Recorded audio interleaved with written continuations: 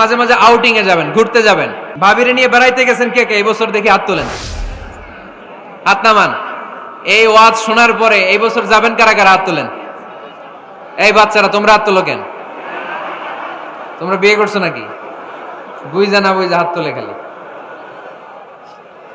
মাঝে মাঝে আউটিং এ যাবেন, বেড়াতে যাবেন, এটা সুন্নাহ। কোরআন আর সুন্নাহ ছাড়া একটা কথা মিজানুর রহমান আজহারী বানায় বলে না, ঠিক কিনা?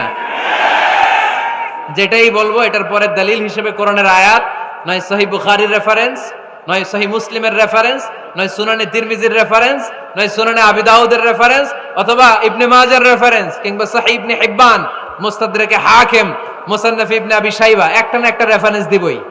বানায় কোনো কথা এই কোরআনের মঞ্চে চলতে দেয়া যাবে না। চিল্লায় বলি ঠিক কিনা? আপনারা সচেতন হইলেই বক্তারা সোজা। আপনারা যদি বলেন হুজুর মন গড়া কিছু বলবেন না, কিচ্ছা কাহিনী উল্টা পাল্টা শোনাবেন না, যেটা বলবেন পক্ষে কোরআনের দলিল দিয়ে বলবেন, ঠিক কিনা? তাহলেই বাংলাদেশ সোজা হয়ে যাবে। বক্তারা যদি সোজা, বাংলাদেশও সোজা, ঠিক কিনা? আর বক্তা করে সোজা রাখতে পারে জনগণ, ঠিক কিনা? কোরআন সুন্নাহর বাইরে আজগবি কোনো কথা আমরা শুনতে চাই না। আউটিং এ যাবেন, আউটিং, ফ্যামিলি ট্যুরে যাবেন, দলিল দিচ্ছি দাঁড়ান।